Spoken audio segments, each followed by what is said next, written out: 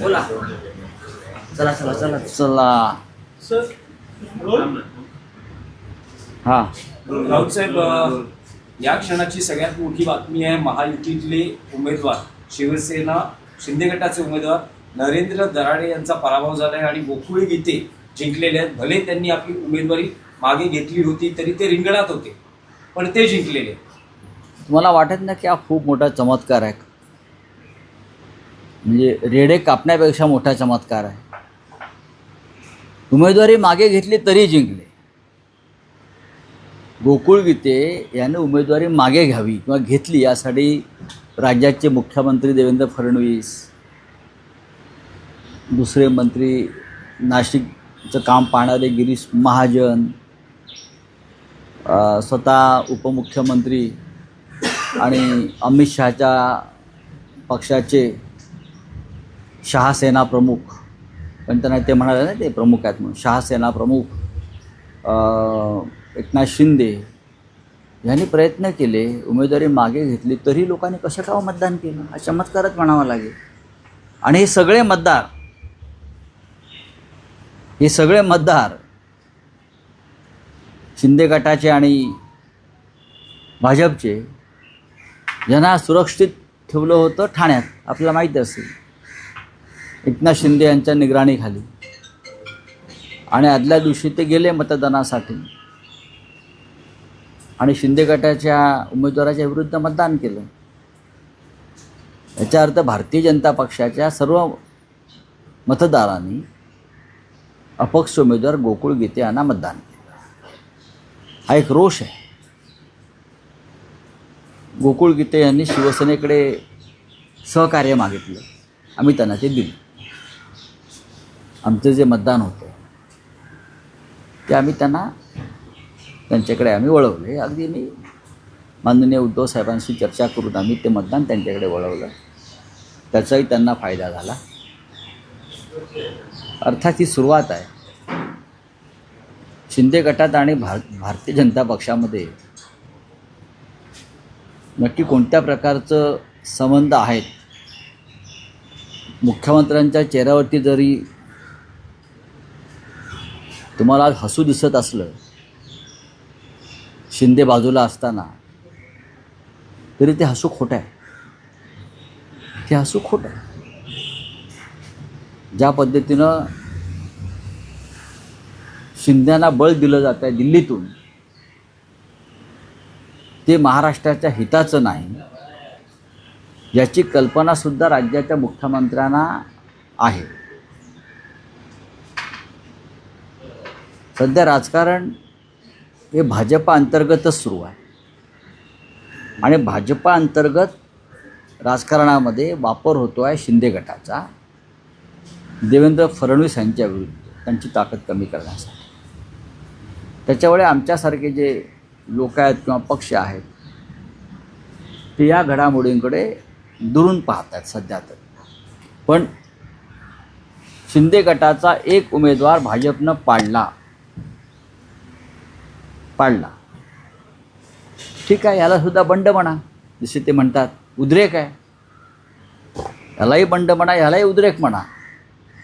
प्रचंड पैशाचा वापर झाला शिंदे गटाकडून, धमक्या दिल्या. त्या धमक्यांची रेकॉर्डिंगसुद्धा तुम्ही ऐकलं असेल. गोकुळ गीतेंवर दबाव कसा आणला, त्यांना धमक्या कशा दिल्या. तरीही मतदारांनी शिंदे गटाच्या उमेदवाराविरुद्ध एक जात मतदान केलं आणि मोठ्या संख्येने ते निवडून आले.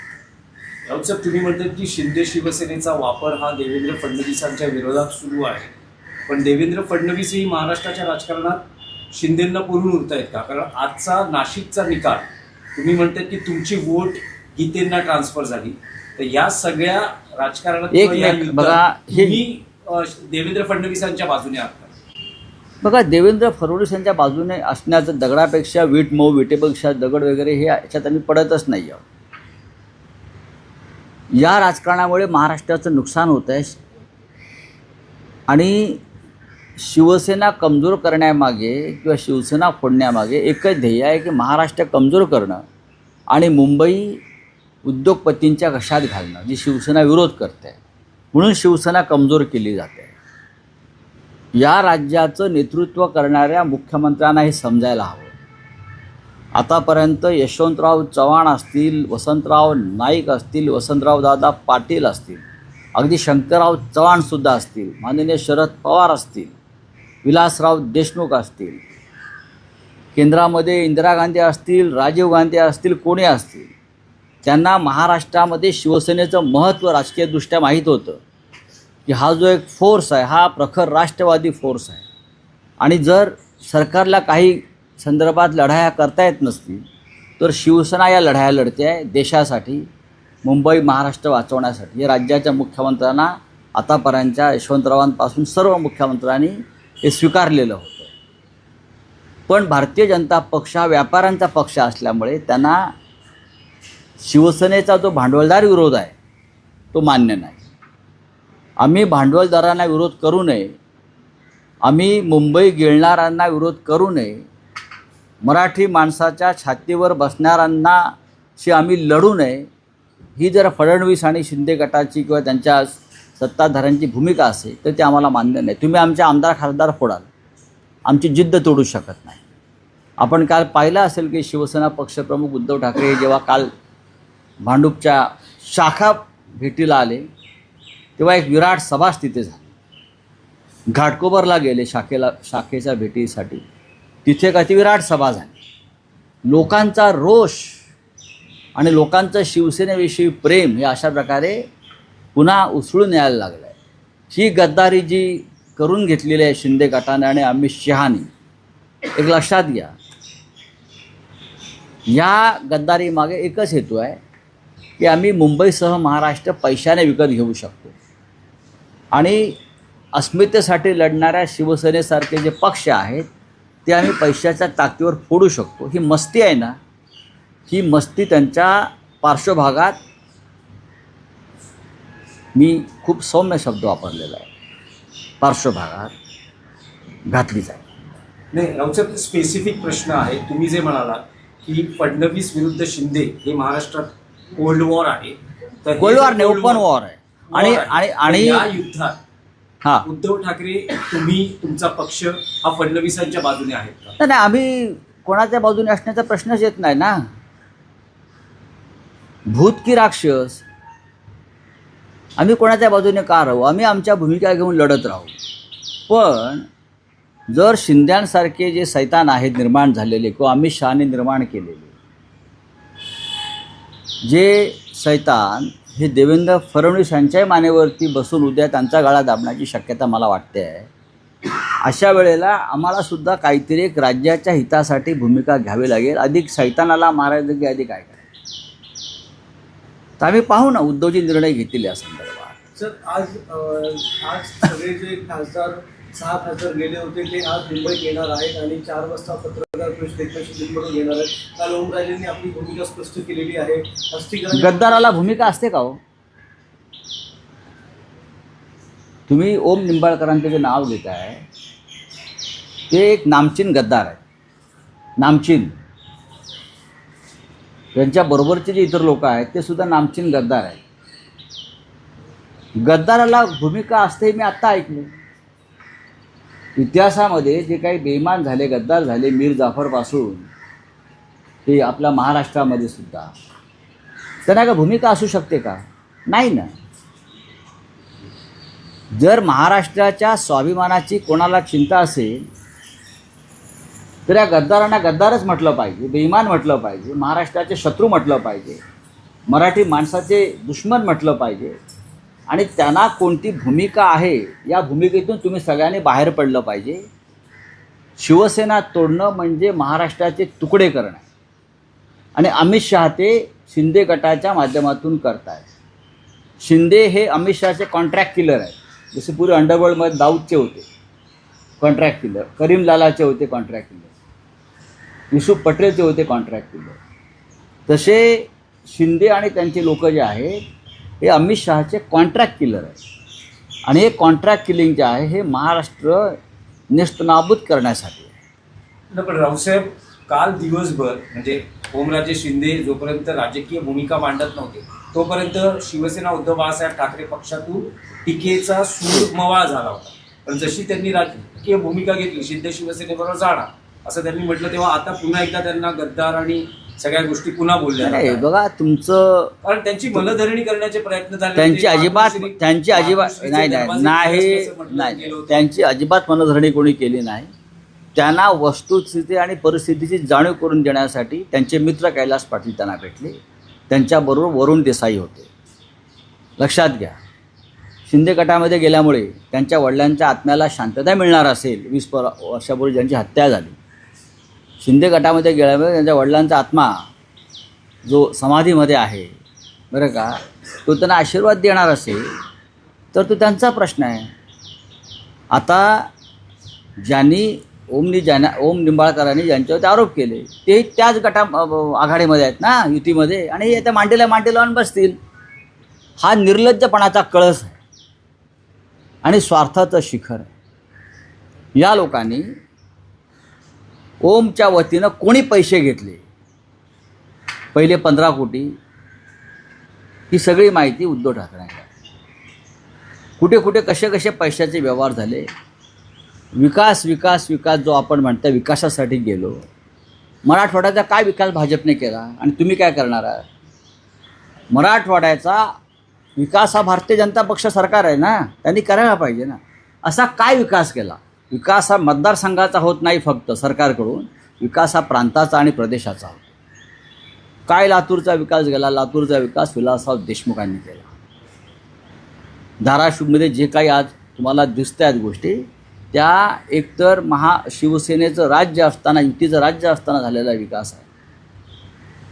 साखर कारखाने उभे करणं म्हणजे विकास नाही. सर्वत्र जो विकास आहे हा सामुदायिक विकास होतो. खासदारांना वाटत असेल की आम्हाला 100 कोटी मिळाल्यामुळे विकास झाला म्हणजे व्यक्तिगत, असं नाही आहे. राऊतसाहेब, काल 2 प्रतिक्रिया आल्या फडणवीसांच्या आणि शिंदेंच्या. फडणवीस असं म्हणतायत की ओसाड गावची पाटीलकी सोडून उद्धव ठाकरे काय करणार? बघा, ते खोटं बोलत आहेत. नंबर 1, ते शिंद्यांच्या तोंडावर बोलतात, पाठीमागे काय बोलतात ते आम्हाला माहिती. ते दाखवतात की शिंद्यांमध्ये आणि माझ्यामध्ये जसं काही नाही आहे. शिंद्यांनी पूर्ण सुपारी घेतलेली आहे फडणवीसांना आडवा करण्याची, आणि त्यांना अमित शहांचा पाठिंबा आहे. शिंद्यांना देवेंद्र फडणवीस यांचा टांगा पलटी करण्याची. पण मला असं वाटतं की फडणवीससुद्धा काही बुद्धिबळाच्या पटावर बसलेलं नुसतं प्यादं नाही आहे. लक्ष आहे आमचं.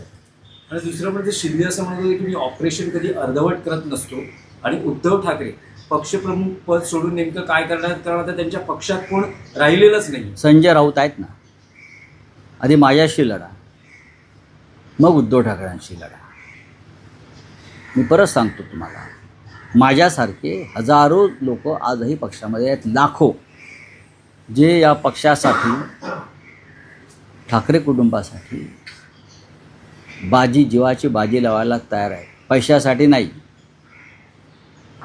पैशासाठी नाही. बाळासाहेब ठाकरेंच्या या पक्षासाठी आमच्यासारखे लाखो लोक आहेत, माझ्यासारखे, जे तुमच्या गद्दारीशी लढायला तयार आहेत. मिस्टर शिंदे, आणि पैशाचा माज दाखवू नका, अजिबात दाखवू नका. तुम्ही माणसाचं जे जीवन आहे ना, ते क्षणभंगूर आहे. बघा अजितदादांचं काय झालं. एवढी मस्ती दाखवू नका. आज आहात, उद्या नसाल. मिलिंद नार्वेकर यांनी भास्कर जाधव यांच्याशी नाराजी व्यक्त केली आहे. थेट फडणवीस यांना यांच्याकडे उद्धव ठाकरे यांनी दिलेल्या पत्राची अंमलबजावणी करण्यास सांगितले आहे. भास्कर जाधव यांच्यामुळे मानसिक त्रास होत असल्याचे म्हटले. काय याचं प्रश्न काय? नाही, काल जो एकूण प्रकार झाला वर्धापन दिनाच्या सोहळ्यात, पण मला माहीत पाहिजे ना काय. इंटरव्ह्यू करत असताना, भास्कर जाधवांचा इंटरव्ह्यू होत असताना मागे मिलिंद नार्वेकरांची गाडी होती, हॉर्न वाजवले जात होते, आणि त्यावेळेस जी भास्कर जाधवांची प्रतिक्रिया आली, मिलिंद नार्वेकर कोण, मोठा लागून गेला का वगैरे अशी. आणि त्यानंतर आता जे सुरू झालंय, नार्वेकरांनी म्हटलंय की फ्रस्ट्रेशन आहे हे भास्कर जाधवांचं, त्यांना विरोधी पक्ष केलं जात नाही, त्याचं फ्रस्ट्रेशन. हे दोन्ही लोक पक्षाचे महत्त्वाचे लोक आहेत. भास्कर जाधव असतील किंवा मिलिंद नार्वेकर असतील, पक्षाचे महत्त्वाचे लोक आहेत. मला असं वाटतं की सार्वजनिक मतप्रदर्शन करण्यापेक्षा संयमानं वागलं पाहिजे. आणि जर संयम कमी पडत असेल तर थोडा माझ्याकडून घ्या. सर, राजू कडवीच्या माझ्याकडून थोडा संयम घ्या आणि मग त्या संयमाचा वापर सार्वजनिक जीवनात करा. हा तुमचा सल्ला आहे आवाज तुमच्याच पक्षातल्या नेत्यांना. माझे सहकारी आहेत दोन्ही, भास्करराव जाधव काय, आमचे मिलिंद नार्वेकर काय. पक्षाला सध्या संयमाची गरज आहे. थोडा संयम पाहिजे अंतर्गत बाबीमध्ये. ज्या गोष्टी बंद खोलीमध्ये आपण बसून चर्चा करू शकतो ते सार्वजनिक करू नका. माझ्यावरसुद्धा असे प्रसंग आले, पण मी कधी जाहीरपणे याच्यावरती कधी मत व्यक्त केलं नाही. या दोन आमच्या सहकार्याने सुद्धा त्याबाबत थोडं पथ्य पाळावं, संयम पाळावं. संयमाचे धडे द्यायला मी काय. साहेब, आणखी आहे की आज विधिमंडळाचं अधिवेशन सुरू होतं आहे, त्यातच ऑपरेशन टायगर खासदारांच्या पक्षफुटीनंतर आता सगळं लक्ष आहे शिवसेना उद्धव बाळासाहेब ठाकरे पक्षाच्या आमदारांकडे. आज उद्धव ठाकरेंनी आमदारांची बैठक बोलावली आहे आणि ते आमदारांना मार्गदर्शन करणार. का आमदार काय 20 आमदार आहेत आमचे. 20 पैकी 16 आमदार की 13 आमदार असे आकडे सांगितले जाते. नाही, 20 पैकी 27 असतील. 20 पैकी 27 असतील. कदाचित परिषदेतले मिळून. बरं, सुनील राऊत कुठे आहेत? ते गेले का सोडून? नाही, काय ते 20 आमदार चाललेत म्हटले. नाही, सांगतो मी तुम्हाला. अरे हे 20 आमदार आहे, त्याचे 10 मुंबईतले आहेत. 10 मुंबईतले आहेत, लक्षात घ्या. बघू ना. नाही म्हटले 20 आमदारांपैकी 16 सोडून चालले, तर सुनील कुठे आहेत बघा म्हणे. हां, नाही, सुनील राऊत, वरुण सरदेसाई, आदित्य ठाकरे, तुम्ही यांची नावं घ्याल. संजय पोतनी, सुनील प्रभू, तुम्ही यांची नावं घ्याल. असं नाही आहे बाळांनो. सगळेच पैशाला विकले जात नाही. सगळेच स्वार्थासाठी विमान विकत नाहीत. सगळे जे आता 6 जण गेलेत त्यांची भविष्यामध्ये काय अवस्था होते हे तुम्हाला कळेल. चला, धन्यवाद. सर, राम मंदिर को एसआईटी रिपोर्ट आने वाला है. तो आने दो ना. आरोप लगाया जा रहा है कि सीबीआई और ईडी से एक बार क्यों नहीं कराएगी. देखो, आज मैंने देखा है कि हमारे जो साथी हैं संजय सिंह आपके बहुत बढ़िया बात कही. संजय सिंह जी कहते हैं कि राम जब वनवास में गए तो राम की जो पादुका थी, जूते, उसका रक्षण भरत ने किया, सिंहासन पर रखकर. लेकिन बीजेपी वालों ने वो राम की पादुका की ही चोरी की. राम का अस्तित्व मिटा दिया. 500 करोड़ का घोटाला हुआ है राम मंदिर ट्रस्ट में, और राम की जो दान पेटी है वो ही गायब हो गई है. सोना गया है, चांदी गया है, ज्वेलरी गया है. जो चढ़ावे में आया था वो लगभग 500 करोड़ का माल बीजेपी के लोगों ने उसका गबन किया है. अब ऐसे लोगों को एसआईटी क्या करेगी? ये सब बीजेपी के लोग हैं. मैं आरएसएस के सरसंघ चालक मोहन राव भागवत जी से अपील करूंगा कि राम मंदिर के निर्माण में आपका भी योगदान रहा, हम सब का योगदान रहा. और जिस तरह से राम मंदिर को लूटा जा रहा है, अब राम मंदिर को लूटने में तो गजनी तो नहीं आया ना, अलाउद्दीन खिलजी तो नहीं आया ना. अब बोलते हैं ना मुगलों ने लूटा मंदिर, तो ये नए मुगल है बीजेपी के जो मंदिर लूट रहे हैं. बार बार मोदी जी बोलते हैं ना, सोमनाथ को किसने लूटा? गजनी ने लूटा. तो राम मंदिर को किसने लूटा? बीजेपी के गजनी ने लूटा. अब तक मोदी जी ने उसके ऊपर एक अक्षर नहीं, एक शब्द नहीं निकाला है उस लूट के बारे में. एसआईटी क्या करेगी? क्या किया एसआईटी ने? एक रिपोर्ट देगी, रिपोर्ट दबा दिया जाएगा. चलिए, थैंक यू. जिससे नाम आया उसे सरकार गिर जाएगी, ऐसा कहा केजरीवाल ने. नहीं, सरकार तो कभी की गिरनी चाहिए. ये सरकार राम के आशीर्वाद से आई है और राम के शाप से ही जाएगी.